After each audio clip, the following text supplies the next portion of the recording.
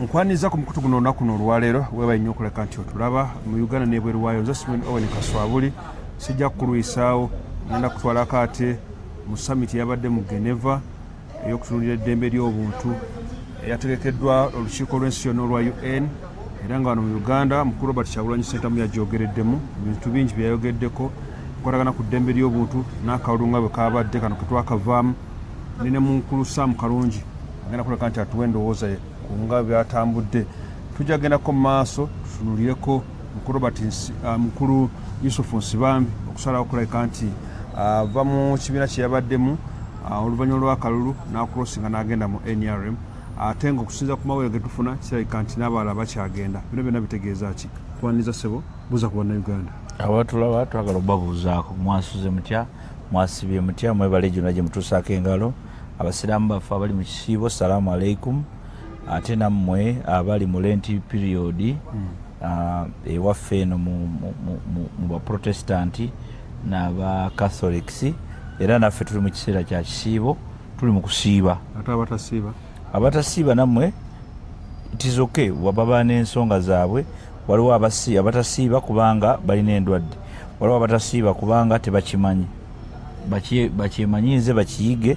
Okusiiba nakyo kirungi, even scientifically si kirungi kulyalya buli ssaawa n'olya. Osobola okusiibako olw'olumu obulamu ne bubeera bukakkamu mu mbeera efaanana bwetyo. Ne bwoba nga tolina kyokkiririzaamu siibako, ontegedde enjala ekulumeko, kale waakiri otegere butegeezi abatalina mmere bawulira batya. Nakyo kikulu okitegeereko, otegerere. You must understand the other side of the coin as well. So naye tubeebaza olwekyo. Kale tugendeko mu UN summit Geneva. Mukulu Robert Kyagulanyi Ssentamu gye yayogereddemu, gwe walabye otya submission ye kwebyo bye yayogedde mu kuŋŋaano? Yabadde nnafu nnyo. Yalaze omuntu atannaba kubeera ready oba atamanyi byabufuzi, akola ebintu atamanyi kiki kyalwanyisa nakyalwanagana nakyo. Kyagulanyi yayongedde okutulaga nti ate alinga alwanyisa Uganda okusinga okulwanyisa President Museveni, kubanga Uganda yanjawulo ne President Museveni, era President Museveni asobolera ddala okuvaawo Uganda nesigalawo kubanga era yagisangawo. Ntegedde kati kyabuli yazaamaanya omunayuganda yenna ali eyo okubeera nga olwanyisa nnyo, olwanyisa noyita we wandikomye. Ontegedde Abazungu balina enjogera egamba nti too much of anything is always bad. Yes, ontegedde ate bakutenda okukomaga tokomaga paapaali. Lwaki ogamba bw'otyo nga bangi bamutendereza nti omukulu yayuguumiza summit? Anti abangi abatategeera, nze omu ategeera, kkiriza byenjogera. Kugambye kyabuli azaamaanyi okulowooza nti olwanyisa President Museveni nomaliza nga olwanyisa Uganda. Njawulo ki erimu ebyo?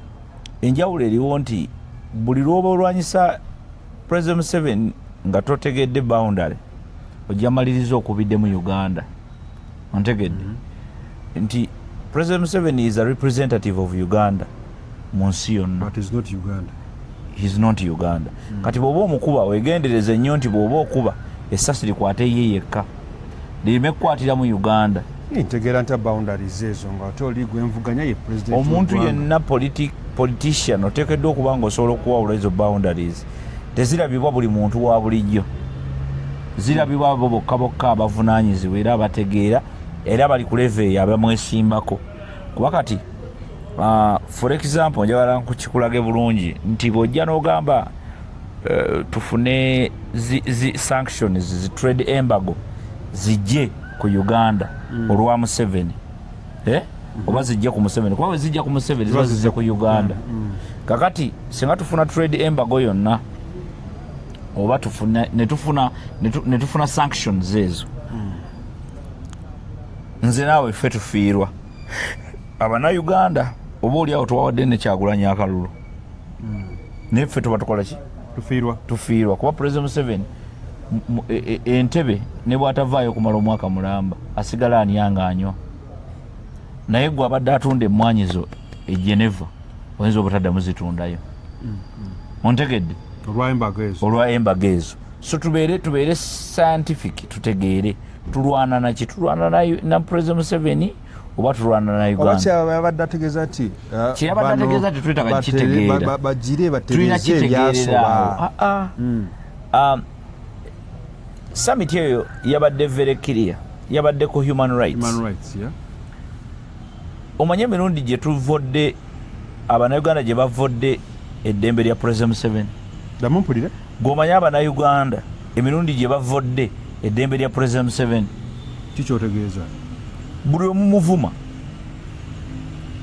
ne mumuwemula ne muvuma famire ye ne mumuwayiriza ebintu ebitali bituufu. Ontegedde?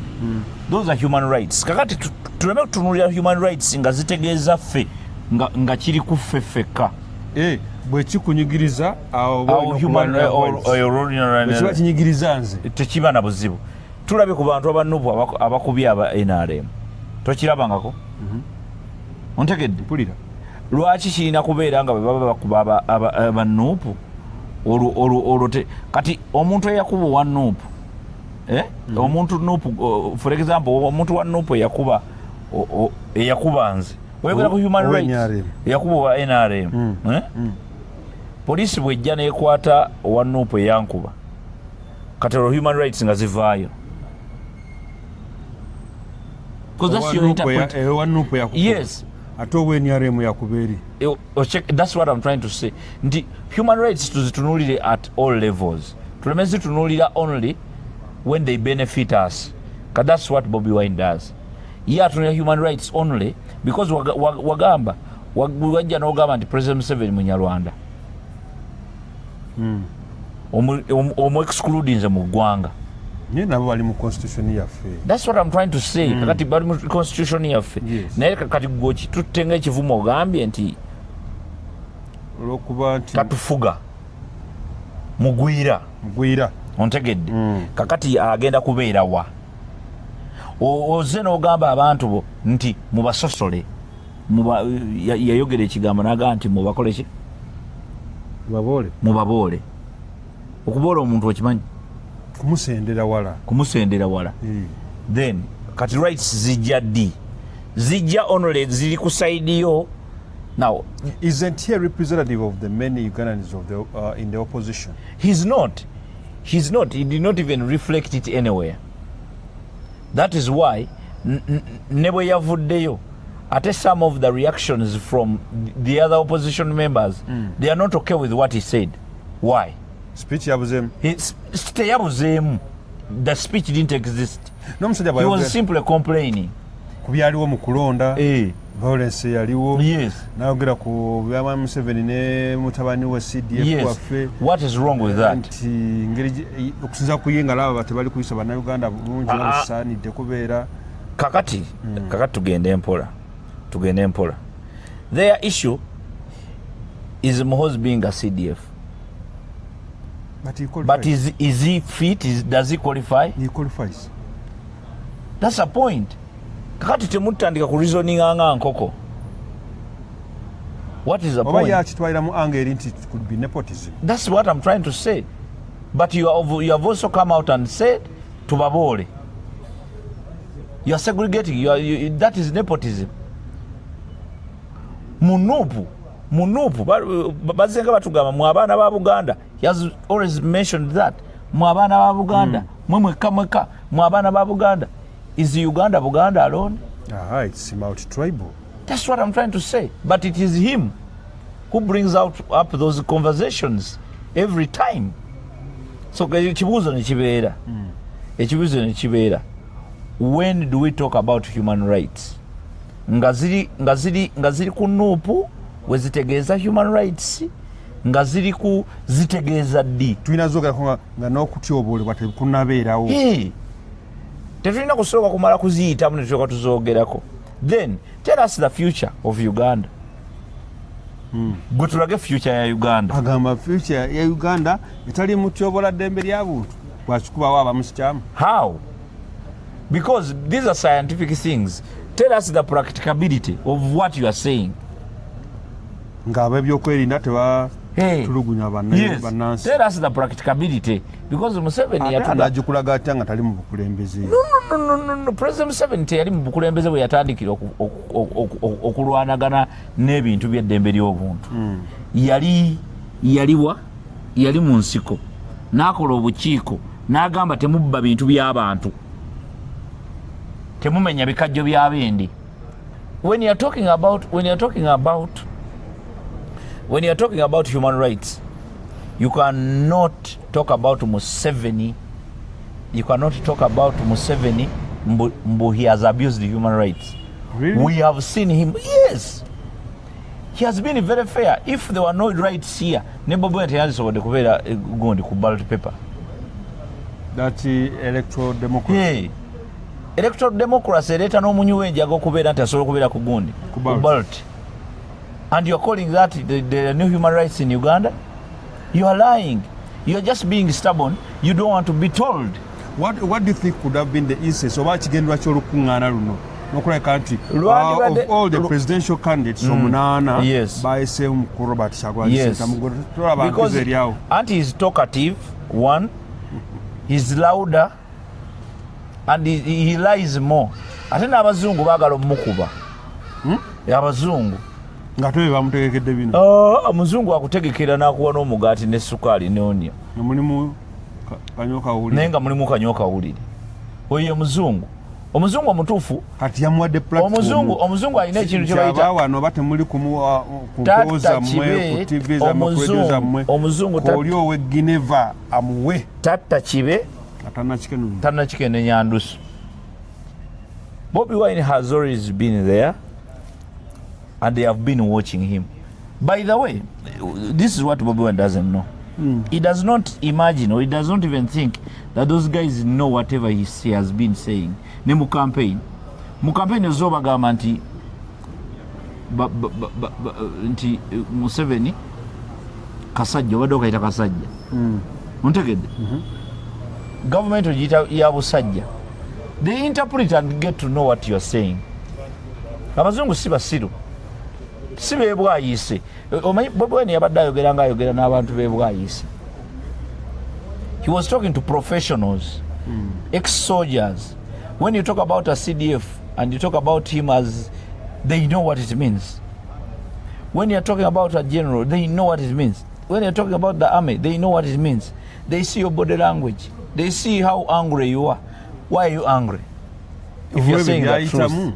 Bitia. Naraga family your family is not Uganda. Your family is not Uganda. Life of every Ugandan matters. Life of every Ugandan matters, but then it's a simple. No. If life of every Ugandan, then that means that he had the right to talk about rights. You have said it right. Life of every Ugandan matters. Then why do you mistreat people who do not support you? How? Why do you call them stupid? Why do you call... He literally came out and said all of Uganda who support President Museveni are stupid. He said it loud and clear. Nemukanotinga. Yes. We remember that. That was tetusobola kukyerabira. Tetusobola kukyerabira. Yes, tetusobola kukyerabira. Jjajjange mwamwesibira yenga temwamwerabira. Tetusobola kukyerabira nti tosobola kwerabira ebyo. Because you are talking about human rights, but you are abusing human rights. So conference eno erina impact gye yakoze mu ndowooza y'abantu tewali kye yakoze kubanga yabadde mwaba abawagira mu Robert Kyagulanyi mwaba abatamuwagira abasiru kyabakoledde. Because for them, they are happier to see Bobi Wine on any television. Oba ayogedde byamagezi oba bya kisiru, they are happy. For them, their issue. Can you imagine the guy who spoke from a hiding? Wachegedde. From a hiding. Teri amanyi gyali. That is an assumption. Omusajja omuzungu. Omusajja omuzungu. Eyali afandinzeko ku Museveni. Amanyi Museveni. N'enkola ze z'emirimu. Amanyi Museveni musirikale is a general mu magye. Amanyi nti no Museveni yagenda n'akuba ne Ali Shabaab. Ayinza okuimagininga nti Bobi Wine ayinza okuba mu Uganda ng'asobola nga ne waali waliwo internet n'abeera nga tamanyiddwa waali. nga wooli waliwo internet osobola n'okukola zoom conference naye nga tomanyiddwa wooli waliyo omuzungu ayinza okukikkiriza ekyo kati bali kuki bana abazungu kyenkugamba they want to expose you first because here a common person oli food soldier amanyi president w'NUP yabulawo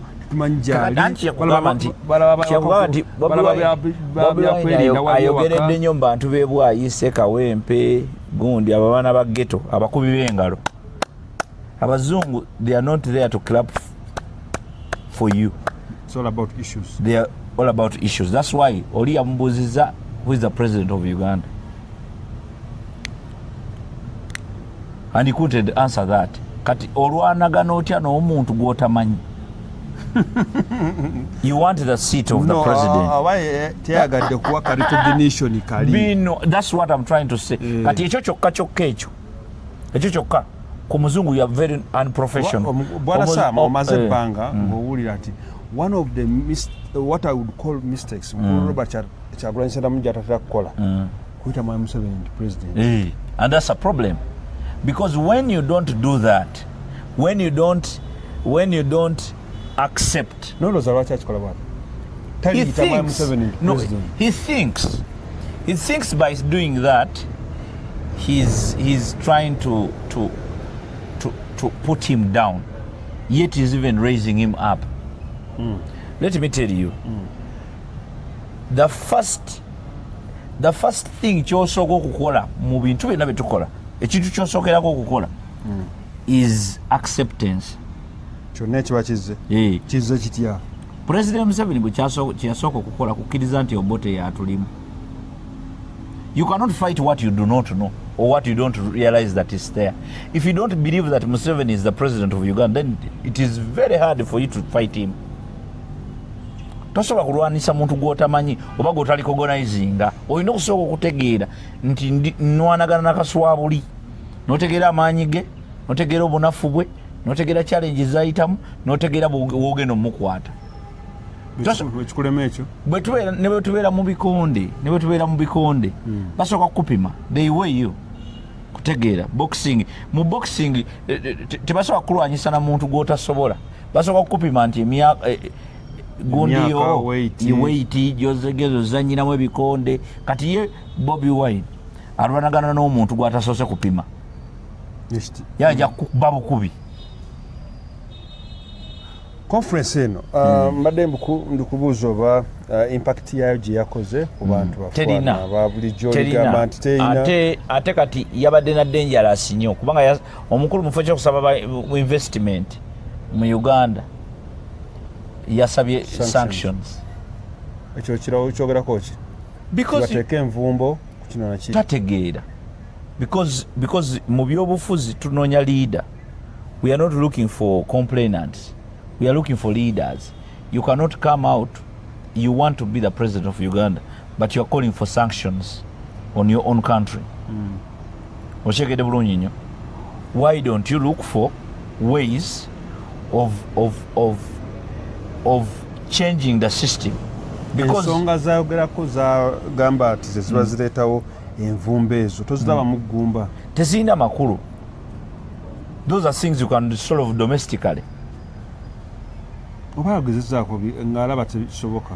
Tabigezangako because for him he comes out every time and says there's no dialogue. So now nga temuli dialogue, temuli mu recognizing a president, temuli mu ki, how best can you achieve what you're trying to do? Akabuzo kasigaddewo omukulu ali mu hiding dduka oba yakoze atya okukola akantu ako ka conference ako. Tekikusoboka.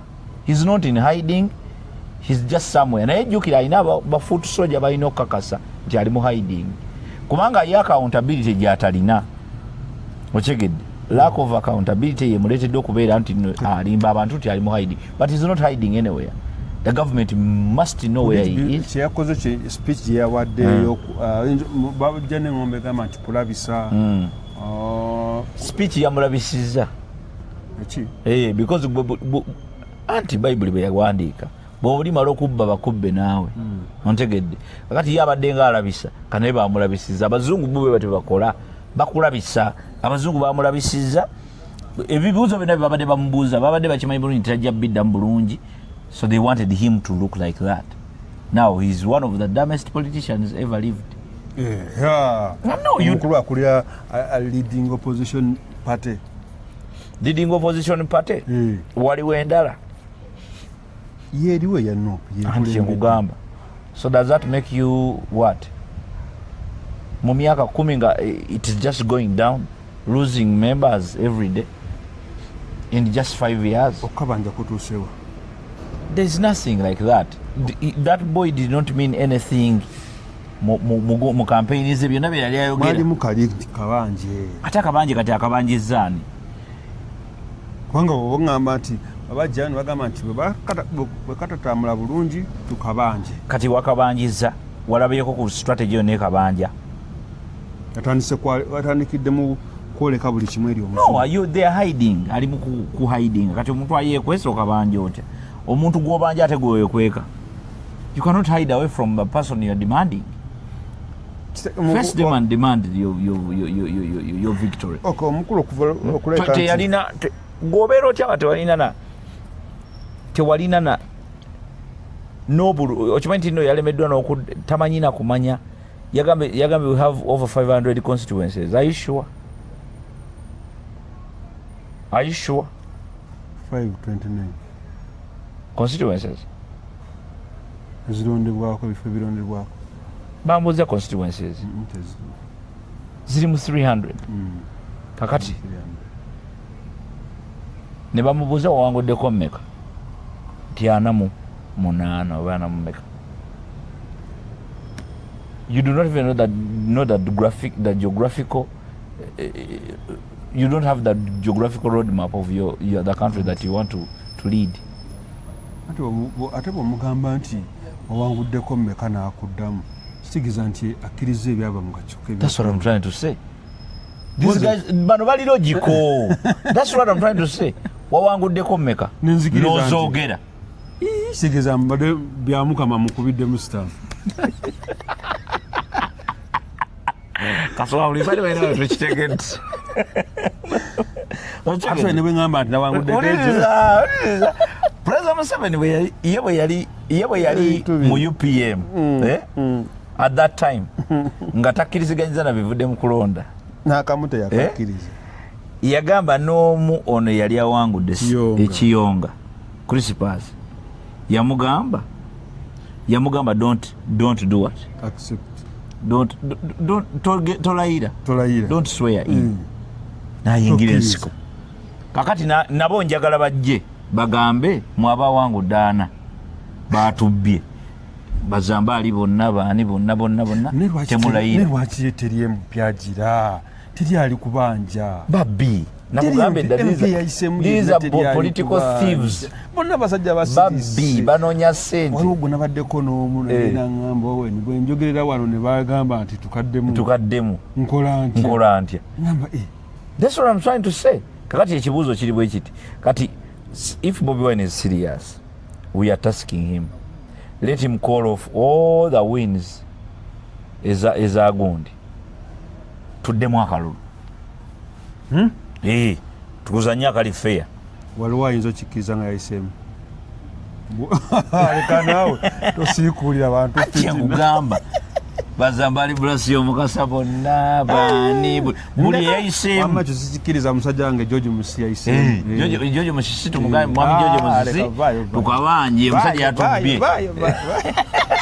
Tukabanje omusajja yatukoze ki? Yatubbye.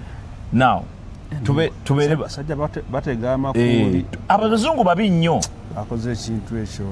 And sometimes even me say take one constituency ndi wagiwangudde oba omaze oteeka mu stamp wali ewabyabakama nti otaddemu stamp because you're saying they are unfair but they gave you one. Let's talk about one. Kabadde kalipo kamaanyi. Kati obwo bulipo bwabaddemu ye teyabuguddemu teyabulabye. Ne bakubuuza pulezidenti w'eggwanga yaani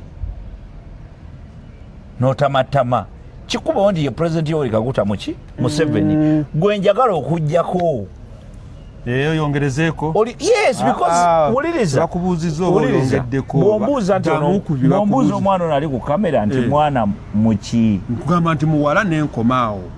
Kakati bwe mba nze sagadde bw'ayambadde mukugamba muwala naye lwakuba ayambadde empale.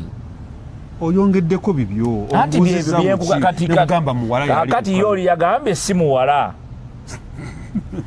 Bwe bwabadde obulipo ne bamuga si muwala naye ng'ebbeera oliraba. Kati omanye ebbanga lyonza otwala ng'onnyonnyola omuntu nti si muwala naye nga jasi kyobadde oyagala okwogera obwogezi kibadde kyangu nnyo nti muwala jasi ayambadde empala ayambadde nga balenzi naye nga muwala. Kakati gwe gamugambye President Museveni eki naye si gwe twagala. Bwe ngamba nti ye President Museveni ne banzijako omuzindaalo. Anti kati buliriza bino omanyi anti amazima uliriza kati amazima gali bwe gati buli lwobeera nga simanyi lwaki temukkiriza naye olw'olumugamba nti nedda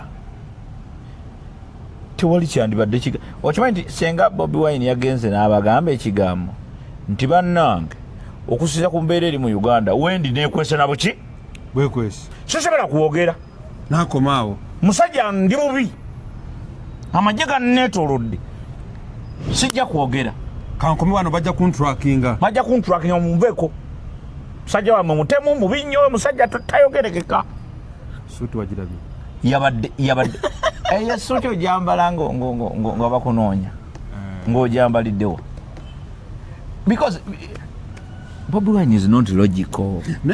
Obote naye kumala ebbanga waliwo abantu logical. Omuntu oli omuwagizi who comes with the full interest. Let them suffer. That is zeal. Let them suffer. Really? Okuwagira temusango bajja kuwagira mu butuufu. Ne babawangula bakikkirize nti babawangudde.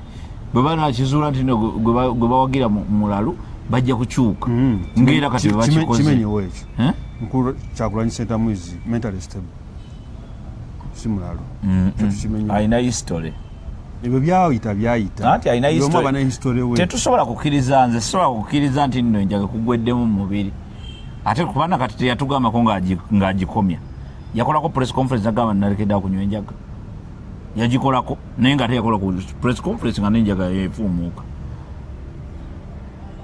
ave yakyogere nti kati bannaye okuva naleero enjaga ngikoze eki wakirabako omuwagizi eyawulidde ebyayogeddwa yasigadde atya abawagizi bo bawagizi yayogedde ku ddembe ly'obuntu nayogera ku violence eri yabadde mu kalulu nayogera ku violence yabadde mu kalulu nze njikkiriza nti yabaddewo from all people waliwo n'abalenzi ababe bennyini nga bambadde na beletize abakwatibwa nga bali mu sex videos n'abawala nga babakase bukasi babakwatidde n'ebiso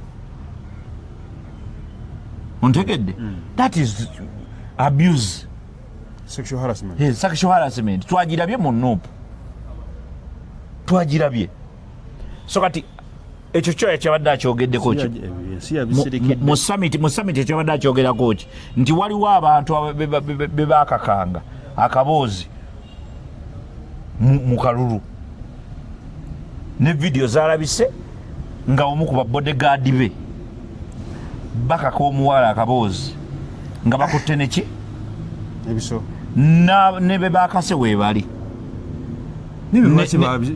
anti kyenkugamba kati bwe bayogera ku human rights nga somebody was sexually abused nga yamuabusinze is your bodyguard what human rights are you talking about so twogere ku human rights nga ffena tuli involved okyegedde you had sexual harassment in your camp your own bodyguards abusing girls they have come out to ne videos zafulumye so now when we're talking about human rights leka twogere ku human rights in its wholesome sense not only looking at Museveni as if he's the only person abusing human rights you are all abusing human rights leka tuzitunule human you have abused Museveni yourself from your mouth You have abused his son from your mouth. What are you talking about human rights? Human rights. What you are going to as if human rights. Talina moral authority to talk about human rights. Nga yagame mukole egaali. Egaali ezibba amasimu g'abantu, zivuma abantu, zikuba abantu. When you're talking about human rights, ng'okola egaali. Right now, security is battling with the criminals. Gwe nyini wajja n'ogamba mukole egaali tewaliwo kikolebwa mu gaali nga kirina human respect. Byonna bya abusing of human rights. Muba mu rape, muba mu killing, muba mu taking things for what? The gaali. But you yourself, you said mukole egaali. You get my point? Let us not confuse ourselves. Yes, human rights, yes. Nungi. But now we need to respect them, and all of us, not only Museveni, equal human rights. Across. If we are violating human rights, if I violate, you violate, let us talk about it that way. Let us not talk about it as if you are God and I'm the Satan. You have come out clearly n'ogamba abantu nti mukole egaali. Mbulira egaali kiki yali ekoze ekirungi nga ki respecting human rights. Gwe wennyini abantu bo they have sex videos forcing girls to do sex with them, to have sex with them. Sex violations, those are human rights. And you're coming out here. Nobody is condemning that. No one is condemning that.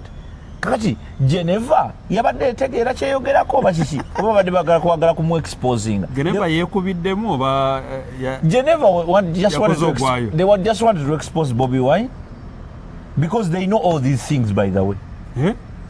Let me tell you, they know that Bobi Wine has abused rights now and before. Let's talk about drug addictions. You are dragging our children. You dragged our children even before. Abantu bawayigiriza enjaga bagibajjako. Ng'ogenda okwesimba okuba president. Wasooka kubajjako Bobi Wine njaga kumubuuza. Nze njaga kubuuza bakyali. Nze n'abakyali bange abaayiga enjaga ku lulwo. Oyo bwino. Oyo bwino. Bwino. Abaayiga enjaga ku lulwo. Era nga bagenda mu bivulu byo ng'era kyamaanyi ennyo kye bakola bo banyuba njaga era bawagira Bobi Wine. Era bawagira nnyo okunyooka. Ontegedde bulungi nnyo. Gwe n'okeera ku makya n'oyimba oluyimba n'ogamba enjaga ogivuddeko. Nabo baagivaako. Yabawa message. Ezo human rights. Yabawa message mugiveeko kibanga kikuba n'ogira kibi. Kakati kyekyo baba yabawa message. Kati omugezi agiveeko. Ya confirming nti baagivaako. Abajiga bali bagivaako yakikonfirming ekyo. Kati wakati feno abakiriza tugamba nti wakati kitonde kijja oyadde eno mu politics yafuuka kitonde kijja. Tetulina bya kitonde kijja mu politics. Tebiriyo. Tutunuulira okuva gye wava paka gy'oli. Tetulina kitonde kijja. Kyova olaba baanoonyereza ku Obama paka wajjajjaawe. Ontegedde totufugirawo ng'oli muna Kenya. Paka ne yennyonnyolako ebyo byonna abinnyonnyola. So bw'oba oyogera ku human rights nga waliwo muwala w'omuntu gwe basonzeemu magalo bwe bati ne bamwebakako. Those are sexual what do you call them, violations. Ontegedde kuba ffenna tumanyi sexual harassment in your camp from your bodyguards, and you are saying human rights. What are you talking about? You came out clearly. Novuma CDF. Nekati lwaki baba byavuddeyo bwe bityo lwaki byakomyawo bwe bityo kanti there be a follow up. There's no follow up. President Museveni ali bwati. Ngoyogedde ku bawala b'abantu agoyogeddeko baana b'abantu. Byayita. Anti kyekyo nkugamba tikati ffe wano wetuli. Ffe abazungu baatukoledde omulimu omulungi. Abazungu bakoze omulimu ogusembayo okuba omulungi to expose him. Obubaka bwe Bobi Wine gyali mu hiding kubanga ali kudduka mu obubaka bwe. Ajja kulaba ka video gyali mu dduka. Ama we yagale goli mugezi ate by the Bobi Wine musajja mugezi nnyo. Musajja oli mugezi mwana gwe yagale bano bafala kababone. gwe weeyagale wabagamba dda beebeereremu naye basiru tebannaba kwebeerera mu gwe weeyagale nywa bulungi lya bulungi webake stede mukyala we yeeyagala abaana basome bano bafala bebwayise kawempe bwabwabwa baboneebone nga bwe babonaabona kati ye message yange Bobi era nze Bobi Wine awo simulinako ki buzibu era olunaku lumu lwe mulimu ekyangira kuba mugenda kwekyanga mutandika kugamba Bobi Wine ebiki nze nja kuyimirira naye kubanga yabagamba mwebeereddemu like share comment mbere bulungi mweraba